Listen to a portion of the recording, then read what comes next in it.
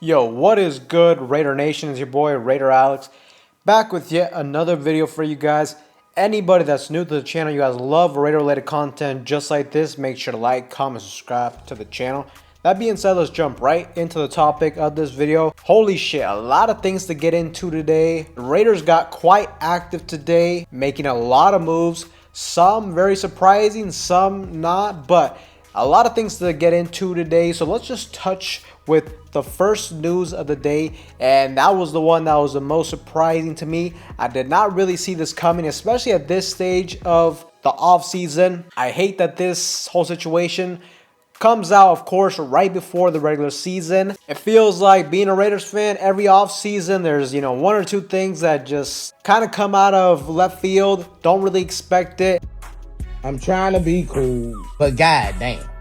But it looks like our star wide receiver, Jakobi Meyers, has officially requested a trade from the Las Vegas Raiders after him and his agent have failed to come to terms to a contract extension with the Raiders. Jakobi Meyers was signed a couple off seasons ago, was a Josh McDaniels signing. The Raiders signed him to a 3-year, $33 million contract, which thus far he has outperformed. And going into the season, Jakobi Meyers is on his final deal of his contract, and he's trying to get it extended. Jakobi Meyers is coming off of a really good season, at least individually. Last year, over 1,000 yards, and he has an incredible stat. He had 0 drops last season. But the thing with Jakobi Meyers is, like I said, a Josh McDaniels signing. There's already 2 regimes later, so you can kind of understand why maybe John Spytek and Pete Carroll may not want to invest a whole lot of money in Jakobi Meyers. The writing was a little bit on the wall when we drafted TCU wide receiver Jack Bech in the late 2nd round, and also Dante Thornton Jr. in the 4th round. The Raiders addressed this position, added some youth. So I definitely thought it was interesting to see how they were going to navigate this whole Jakobi Meyers situation. I wasn't going to be shocked if around draft time, maybe they try to move Jakobi Meyers, but that never happened. And right before the regular season, it looks like there's a good chance Jakobi Meyers may get traded. I'm not going to be here. And shortly after this news comes out, the Raiders kind of counter that by bringing home a familiar face. The Raiders went ahead and signed wide receiver Amari Cooper to a 1-year deal. He's back. The former Oakland Raider will now become a Las Vegas Raider. And definitely this came out of left field a little bit as well. Now earlier in the offseason, like back in April, earlier this offseason, around May, there was an account on Twitter. Now, it's an anonymous Twitter account. A lot of people think that it might be a burner account for an NFL insider, but whatever the case may be, this specific Twitter account, usually when he puts out certain things, a lot of times they come true. Back in April, he had noted that there was some interest of Amari Cooper potentially returning to the Raiders. And like I said, after the Jakobi Meyers news, the Raiders counter that by going out and getting Amari Cooper. So I think the writing is kind of on the wall. Very likely Jakobi Meyers will not suit up for the silver and black this season. It'd be interesting to figure out exactly how much money Jakobi Meyers is seeking. It is assumed that he's asking around the $20 million range, which is a little bit steep. I mean, the thing is, though, there's been other players that have reset the market in that sense. So I can kind of see why Jakobi Meyers is going to try to get that number.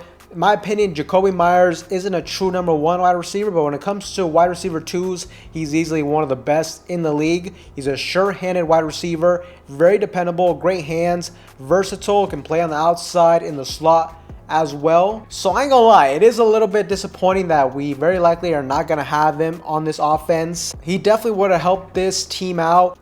And now when you look at the Raiders wide receiver position, it's pretty thin to me. I mean, luckily we have the best tight end in football in Brock Bowers, who will be our number 1 option. But when you look at the wide receiver position, a little bit shaky right now. Look, Amari Cooper, I'm not really sold on this signing. I'm not going to get super excited about it. Honestly, in a nutshell, you compare Jakobi Meyers to Amari Cooper. To me, at least at this stage of their careers, Jakobi Meyers is a much better player. You're also going from a player that's a sure-handed wide receiver to a wide receiver that has had drop issues his entire career. To me, Amari Cooper, what I just don't love about him is he's too hot and too cold. Some games he balls out, he can take over a game, be super productive, and then the next week he may have one catch for 9 yards.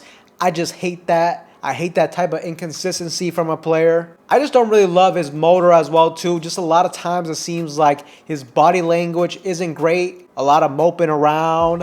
And you're kind of missing that ideal competitive nature and dog that you would like to see from your starting outside wide receiver. Now when it comes to Jakobi Meyers leaving, you can also look at it in another light, and that could be super confident in our standout rookie wide receiver, Dante Thornton Jr. He's a player that has stood out in the preseason. And it could just mean that they think he's going to take an elevated role in this offense, be a starter out there, which is definitely very exciting to see. I love the skill set that Thornton Jr.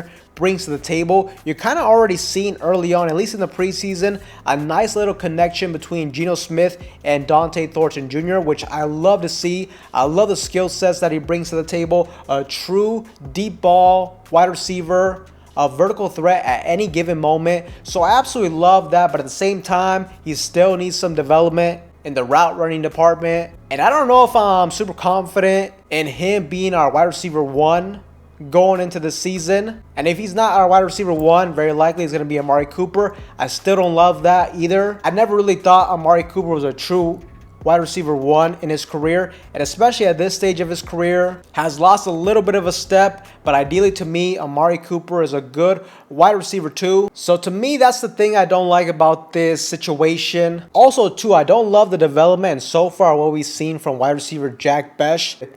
It really doesn't look like early on in his career he'll be super productive on the outside. If anything, I think he might be a little bit more successful in the slot, but we really don't need a slot wide receiver right now. We got Trey Tucker in that department. And also too, I would not be shocked, Brock Bowers gets a heavy utilization as a slot wide receiver for us. Really what we need is true outside wide receivers, and so far Jack Besh isn't looking too good. He's having issues creating separation on a consistent basis, and that's in the preseason too, so I definitely don't think he's ready to take that jump as a starter right now. So with Jakobi Meyers very likely being out the door, I think this leaves this wide receiver position a little vulnerable for the silver and black right now, but we'll just have to see. Maybe Amari Cooper still has some gas in the tank to fill in this void, and hopefully Dante Thornton Jr. can have a breakout season as a rookie at least. But in other news, we also went out and addressed the backup quarterback position with Aiden O'Connell being out at least 4 to 6 weeks. I think that definitely left a void at the backup quarterback position. The Raiders made a trade and went out and got quarterback Kenny Pickett. They traded a 5th round pick for the services of Kenny Pickett. Honestly, as a backup quarterback, I don't mind this move at all. Sure, he hasn't been a great quarterback as a starter, but that's why he's going to be a backup. When I'm looking at this backup quarterback position, I'm just looking for a couple different things. They need to have some experience starting in the league. Kenny Pickett gives you that, and at the bare minimum, he gives you some athletic upside. So I think with the offensive coordinator like Chip Kelly, he can definitely work around his skill sets if he ever had to start at some point. Now, I will say, if Geno Smith ever goes down, if he has an extended injury that makes him miss extended time, either way, we're probably not going to be winning those games. But in a scenario where maybe Geno Smith is out a week or two, in a scenario like that, I think with a quarterback like Kenny Pickett, I think Chip Kelly in a scenario like that could definitely scheme up a solid game plan to work around his skill sets. Hopefully we can lean on the running game a little bit more in a game like that, and hopefully just kind of keep the team afloat. But don't really mind Kenny Pickett as a backup quarterback. But the last thing I want to talk about is with Jakobi Meyers very likely out the door, there has been a trade proposal that is starting to pick up some steam, and this is from the account Ricky as well. He put out there that it looks like the Raiders and Patriots are discussing a trade that would involve Kyle Duggar for Jakobi Meyers. Honestly, at this point, even though I'd like to see Jakobi Meyers stay here, the Raiders have to make a decision now. It seems like they're not going to want to pay him, so you might as well make a move like this. Honestly, I would not mind it. We could definitely use a talent like Kyle Duggar at this point. And I think this trade could work out for both parties. He just doesn't fit the Patriots scheme right now. And I think the Raiders could definitely use him in a good role. He's a good, versatile safety known for his physicality and ability to impact the passing game and the run game. He can excel as a hybrid safety slash a linebacker, 6'2", 220 pounds. Has good athleticism and can make plays close to the line of scrimmage. He's a solid tackler, has 9 career interceptions as well. So I definitely kind of feel like his skill set could fit the defense and what Pete Carroll and Patrick Graham have kind of been implementing thus far in the offseason. Getting versatile players with great athletic upside. This could also potentially give us the opportunity to, in certain packages, maybe have like Jeremy Chin as a nickel. And then you can put Kyle Duggar at the safety position alongside Isaiah Palomalu. Personally, I would not mind this move if we are going to trade away Jakobi Meyers. But Raider Nation, let me know what you guys think in the comment section down below. A lot of things we touched on today. Let me know what you think about Jakobi Meyers leaving, Amari Cooper getting signed, this potential trade scenario as well. Let me know in that comment section down below. But with that being said, Raider Nation, that is all for you guys in today's video. Anybody that is new to the channel, you guys love Raider related content just like this, make sure to like, comment, subscribe to the channel. That being said, I will see you guys in the next one.